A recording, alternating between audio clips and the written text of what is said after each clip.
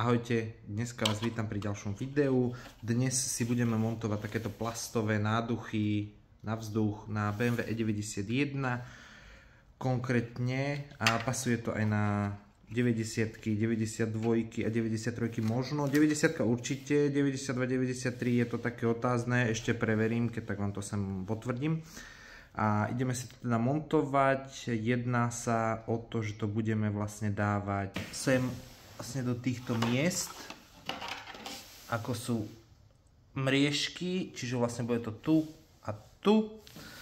A jedná sa o to, že vlastne je to neinvazívna inštalácia, ktorá vlastne nepotrebuje nič vrtať, nič prichytávať, čiže sa to tam len vloží a malo by to vlastne držať. Ten vrchný dekel by to mal vlastne pritláčať. Takže poďme sa kúknúť na to, kde sa to vlastne dá.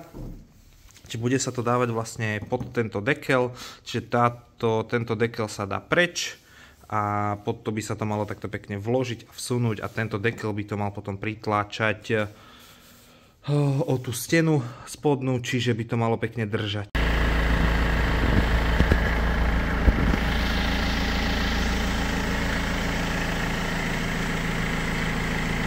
Vlastne musím ukázať, že vlastne čo tam ideme dávať, čiže je to takto na 3D tlačiarni vytlačený už predom spravený nádych na jednu aj na druhú stranu. Vlastne je to, sa na to kúknete, tak je to vlastne z jednej strany je to takto a na druhú stranu je to vlastne opozitne a má to držať vlastne len na týchto úškách.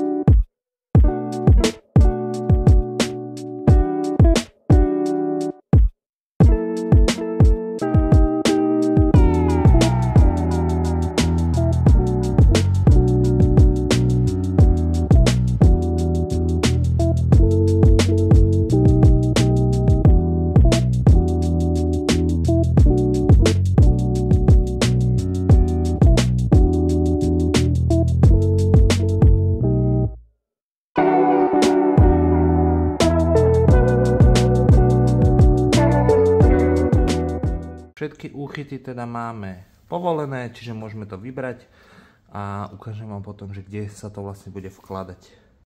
Takže máme to vybrané a bude sa to vlastne vkladať do tohto miesta, do tohto otvoru na jednej a na druhej strane. Takže poďme si to tam spolu nahodiť a snáď to bude dobre vytlačené na tej 3D tlačiarni.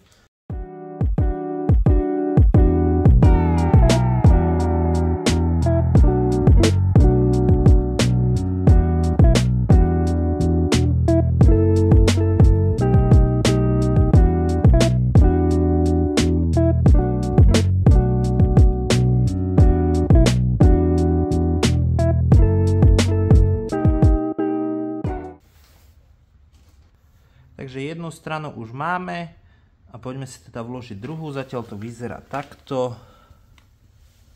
A hovorím, drží to na iba na tých úškach vlastne tu po jednej strane, po druhej strane.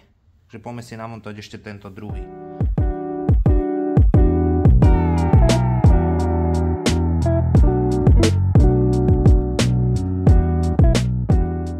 Takže máme to teda nahodené. Zatiaľ to vyzerá takto nejako, potom vám ukážem ešte lepšie fotky trošku, lepšie zábery, ale Zatiaľ to vyzerá takto nejako. A poďme si to teda zmontovať, aby to bolo už nahotovo. No a ešte dávam potom do pozornosti, že vlastne tuto je taká malá drážka tuto, ak vidíte. Je to isté aj na tejto strane. Čiže vlastne je to na obidvoch stranách tu a je potrebné vlastne túto hranu vlastne vsunúť do tej drážky, vlastne takto. To tam potrebujeme vsunúť vlastne takto, aby to tam zapadlo, inak vám to potom nebude chcieť držať, vám to bude odstávať. Čiže hovorím, na toto jediné si treba dať pozor, ak by ste sa náhodou chceli dať na auto.